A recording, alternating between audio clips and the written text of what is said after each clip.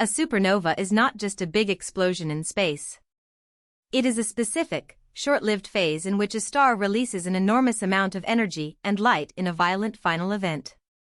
For a brief period, that single star can shine with a brightness comparable to an entire galaxy's optical output. Then, over weeks or months, the light rapidly declines as the blast expands and cools. What makes supernovae so important is not only their brightness, but their role in cosmic change. They mark the end of one stellar story and the beginning of many new ones. Depending on the kind of progenitor, the star may leave behind a neutron star, collapse further into a black hole, or be completely disrupted. In every case, the surrounding region is transformed by high-speed ejecta, shock waves, and newly dispersed elements. So when astronomers study supernovae, they are not just observing stellar death. They are watching a mechanism that recycles matter across galaxies and helps shape the next generation of stars and planets.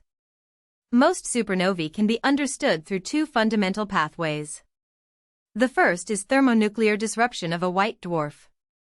The second is gravitational core collapse in a massive star. Those are very different engines. In a white dwarf event, the trigger is runaway nuclear fusion. In a core collapse event, the trigger is the failure of pressure support inside a massive star's core, followed by implosion. That distinction matters because it controls what survives and what is left behind. In the white dwarf pathway, the star can be entirely destroyed, with no compact remnant at all. In core collapse, the center can survive as an ultradense remnant, such as a neutron star, or continue collapsing into a black hole. Both pathways generate huge luminosity and fast ejecta, but their internal physics and observational signatures differ. Understanding these two routes is the backbone of supernova science, because nearly every observed event can be interpreted as a variation on one of these mechanisms.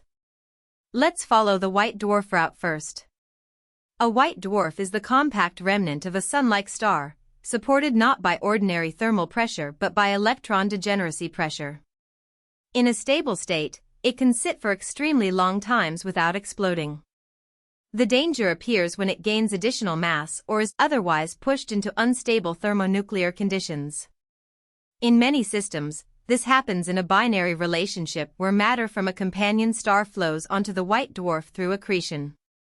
In others, two compact stars can merge. Either way, as conditions in the white dwarf intensify, carbon and oxygen burning can ignite in a runaway fashion. Because the star is degenerate, rising temperature does not produce the normal expansion response that would regulate fusion in ordinary stars. Instead, heating accelerates fusion, fusion increases heating, and the feedback loop runs out of control. The result is a thermonuclear detonation that tears the white dwarf apart. Unlike core collapse supernovae, this pathway can leave no central object, only rapidly expanding debris and a bright transient signal. Now compare that with the life and death of a massive star. Massive stars spend their lives fusing progressively heavier elements in layered shells. Hydrogen becomes helium, then helium burns to heavier nuclei, and later stages continue under rising temperature and pressure. But this progression has a hard limit. Once the core is dominated by iron group material, fusion no longer provides net energy gain in the way earlier stages did. At that point, the star loses its ability to generate sufficient outward pressure to counter gravity in the core. The balancing act fails. Gravity, which has always been trying to compress the star, suddenly gains the upper hand. The core collapses extremely rapidly, and densities skyrocket. In the collapsing center, matter is compressed into extraordinary states, and the collapse can halt abruptly depending on final mass and microphysics, launching a rebound and shock behavior that propagates outward. The outer layers, no longer stably supported, are blown away in the explosion. The central remnant may stabilize as a neutron star or continue inward to form a black hole. The energy and speed scales in supernovae are hard to visualize using everyday intuition. Ejecta can include several solar masses of material accelerated to a few % of the speed of light. That means giant quantities of gas, plasma, and synthesized elements are hurled into interstellar space at tens of thousands of kilometers per second. This expanding front is not just debris drifting outward. It is a shock wave, a supersonic disturbance that compresses and heats surrounding gas as it plows through the local medium. The shocked region becomes a dynamic laboratory of extreme temperatures, turbulence, and magnetic field amplification. Over time, the blast wave sweeps up interstellar matter into an expanding shell structure that astronomers can detect across multiple wavelengths. What starts as a point-like bright transient evolves into a larger remnant with complex filaments and emission signatures. So the supernova is both an instantaneous explosion and a long-term environmental process, with impacts that persist for thousands of years after the initial flash has faded from view. One reason supernovae are central to astrophysics is their role in chemical enrichment. The universe began mostly with hydrogen and helium, but planets, rocky surfaces, and complex chemistry require heavier elements. Supernovae are among the key mechanisms that forge and distribute many of those heavier nuclei. In the context given here, they are a major source of elements in the interstellar medium from oxygen up to rubidium. The significance is twofold. First, nucleosynthesis inside stars and during explosive events creates these elements. Second, the explosion ejects them into the wider galaxy where they mix with gas clouds.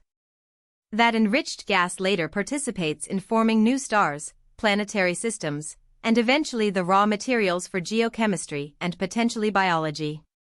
In other words, supernovae are not merely endpoints.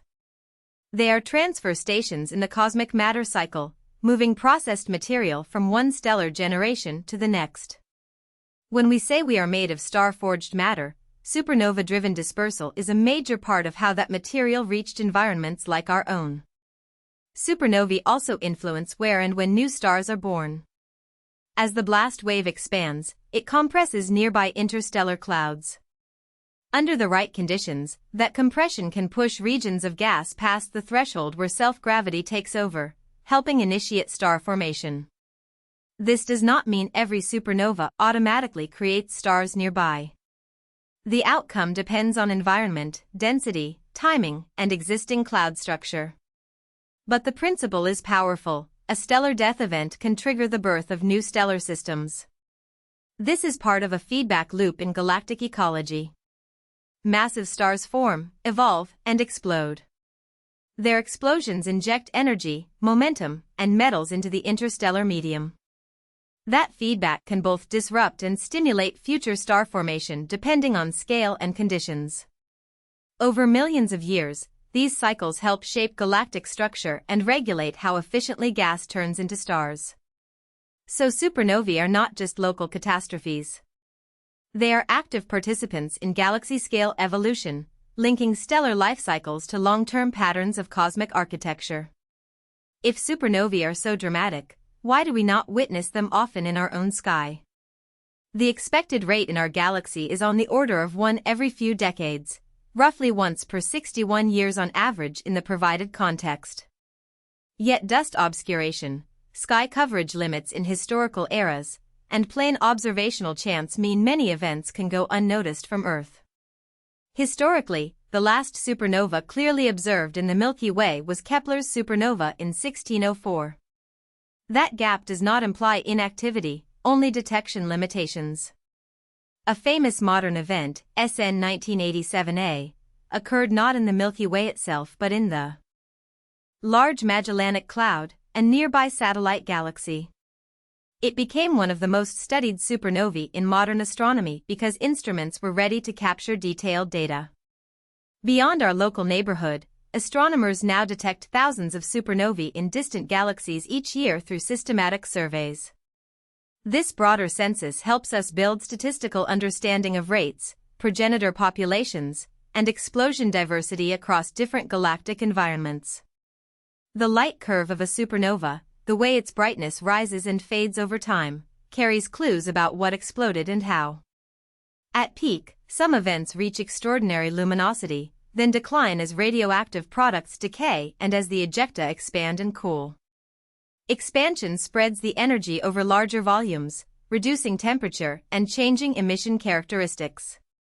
Meanwhile, interactions between ejecta and circumstellar material can alter the observed profile, adding complexity to the fading pattern. Spectra reveal velocity through line broadening and shifts, and composition through elemental fingerprints. Together, brightness evolution plus spectral signatures allow astronomers to classify events and infer progenitor physics even when the original star was never directly imaged. This is why supernova research is not simply about capturing a dramatic snapshot. It is about sustained monitoring over time, from early detection to late remnant stages, extracting physical meaning from changing light and matter. Every well-observed supernova becomes a test case for stellar evolution theory, explosion modeling, and galactic chemical history. Supernovae are also tied to high-energy phenomena beyond visible light. They are considered major sources of cosmic rays, which are fast-charged particles traveling through space. Shock acceleration in supernova remnants is a leading mechanism for boosting particle energies to extreme levels. As shocks propagate and interact with magnetic fields, particles can gain energy through repeated crossings, building the high-energy populations detected indirectly at Earth and elsewhere. There is also the possibility that some supernova processes produce gravitational waves, especially where asymmetries and rapid dynamics are involved. While not every event yields an easily detectable gravitational signal, the connection highlights how supernovae are multi-messenger events in principle, spanning electromagnetic radiation, particles, and potentially space-time ripples. This broader view is transforming modern astrophysics. Instead of studying supernovae in one channel, researchers combine optical, radio, X-ray, neutrino, and other evidence to reconstruct the full physical story. Each messenger reveals a different layer of the explosion mechanism and aftermath. In the end, a supernova is a paradoxical event, destructive in the moment, constructive across cosmic time. It can annihilate a star, sterilize nearby space, and launch shock fronts at relativistic fractions.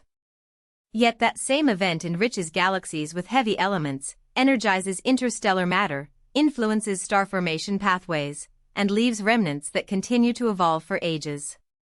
The two main channels, white dwarf thermonuclear runaway and massive star core collapse, show that nature reaches similar outward spectacle through very different internal physics.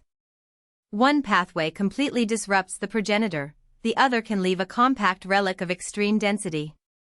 Both demonstrate a core lesson of astrophysics: stability is temporary, and transitions between states drive structure in the universe. When we look at a supernova, we are seeing more than a stellar endpoint. We are witnessing matter being redistributed, energy being rechanneled, and future environments being seeded. In that sense, supernovae are less like cosmic accidents and more like recurring engines of transformation written into the life cycle of galaxies. If you found this helpful, please like this video and subscribe for more explainers.